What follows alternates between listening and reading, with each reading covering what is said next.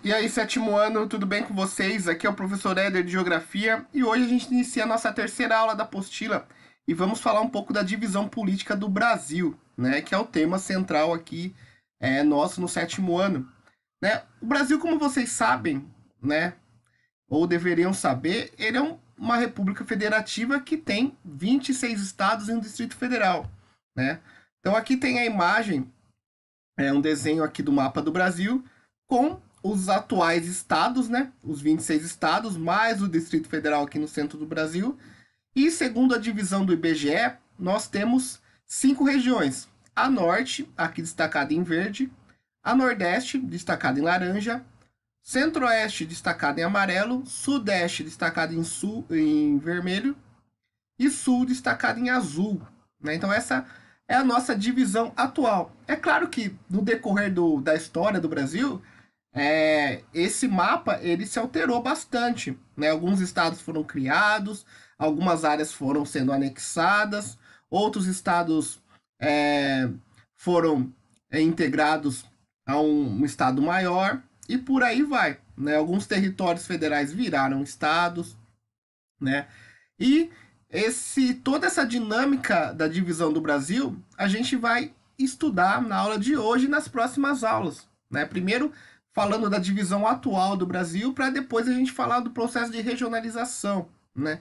Essa última mudança no mapa político do Brasil, como é destacado aqui no segundo parágrafo da página 6, ele ocorreu na Constituição de 1988, que foi a nossa última Constituição, é a Constituição atual do Brasil.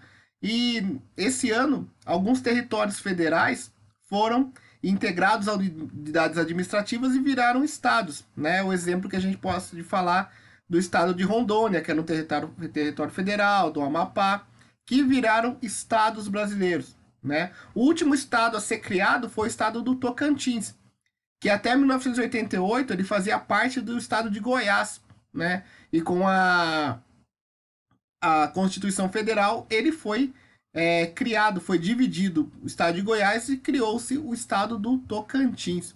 Então, se a gente for falar da Constituição, ela não é muito antiga, ela tem apenas 33 anos, vai completar em 2021. Então, esse mapa atual do Brasil, ele é relativamente recente, né? Ele é novo.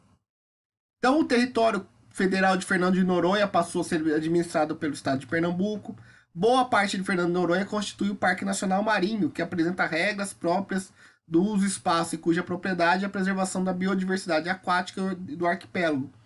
Então, aí ele fala também do estado da ilha de Fernando de Noronha, né, que hoje pertence ao estado de Pernambuco, né, uma ilha aqui no Oceano Atlântico, e foi anexada ao estado de Pernambuco, né? Também cita aí no texto a questão que eu já disse aí da criação do estado de Tocantins, a partir do norte de Goiás, daí Tocantins passou a fazer parte da região norte, ok?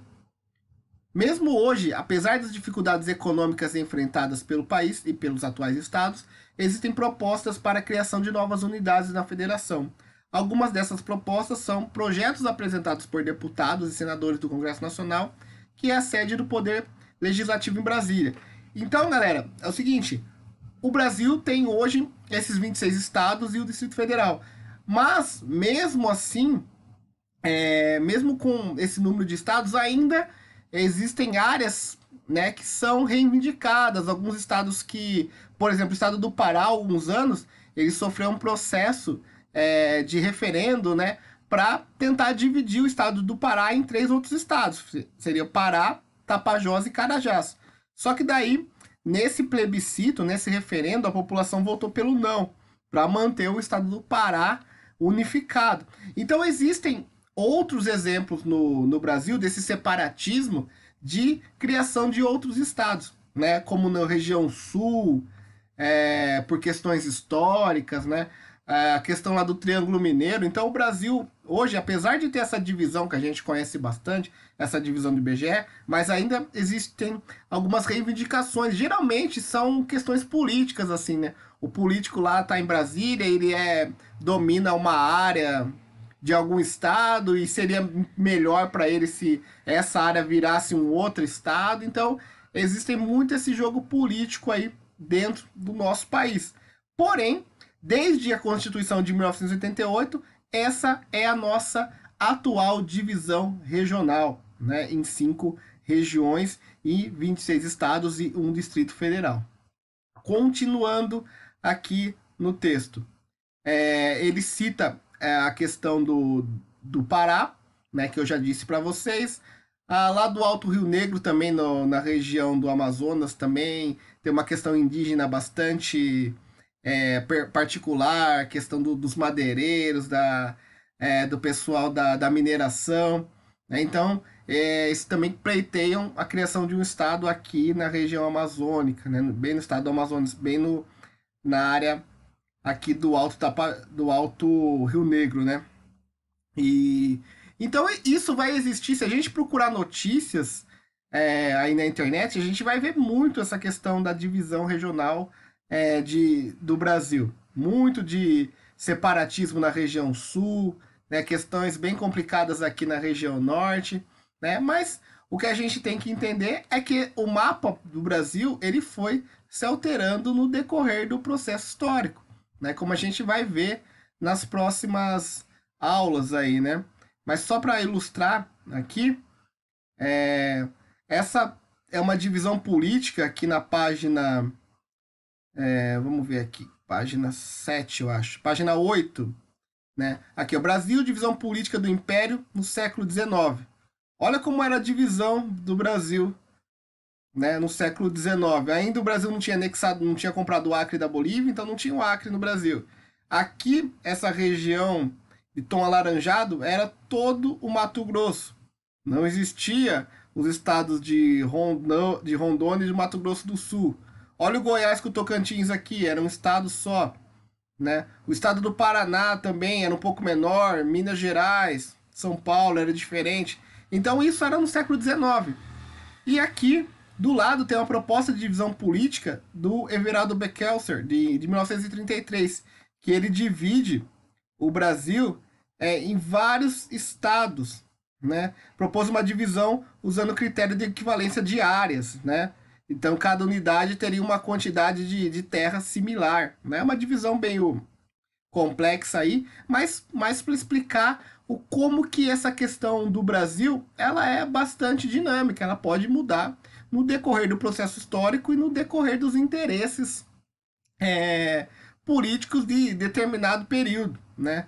Uma coisa que é legal destacar também, uma curiosidade aí para vocês, na página 7, sobre as capitanias hereditárias, que a gente vê lá na matéria de história. Eu também acho que falei um pouco nas primeiras aulas com vocês do 7º ano sobre essas capitanias.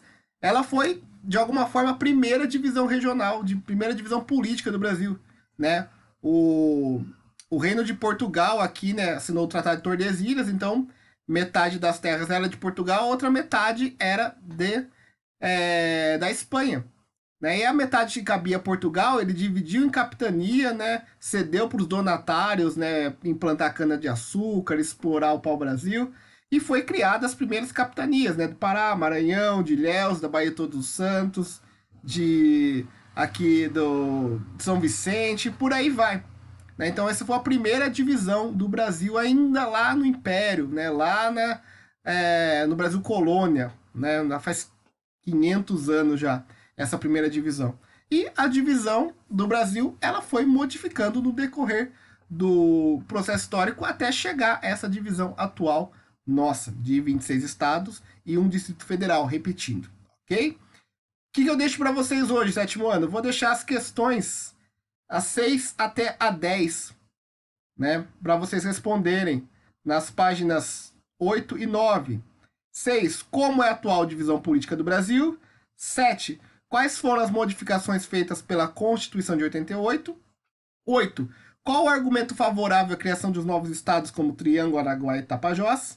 9. Mencione o argumento contrário à criação dos territórios federais do Alto Rio Negro, Solimões e Juruá. E 10. É possível dizer que a divisão política do Brasil não mudou desde o período em que a colônia portuguesa? Justifique sua resposta. Então são questões que vocês, fazendo a leitura do texto, prestando atenção bem na aula de hoje, vocês conseguem responder tranquilamente, né?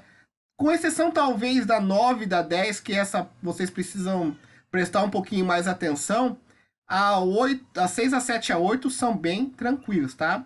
Bem claro no texto, ok? Qualquer dúvida, entre em contato nos grupos de WhatsApp, o professor tá lá quinta-feira à disposição para tirar essas dúvidas, certo? Se não entendeu alguma coisa do vídeo, se não compreendeu alguma coisa do texto, fique à vontade para perguntar. Professor Éder, não entendi tal coisa, pode me explicar? Eu mando um áudio no grupo, eu escrevo lá e tirando essa dúvida, a gente vai se conversando aí para ninguém ficar com dúvida da matéria, certo? É isso, ficamos por aqui, até a próxima, sétimo ano.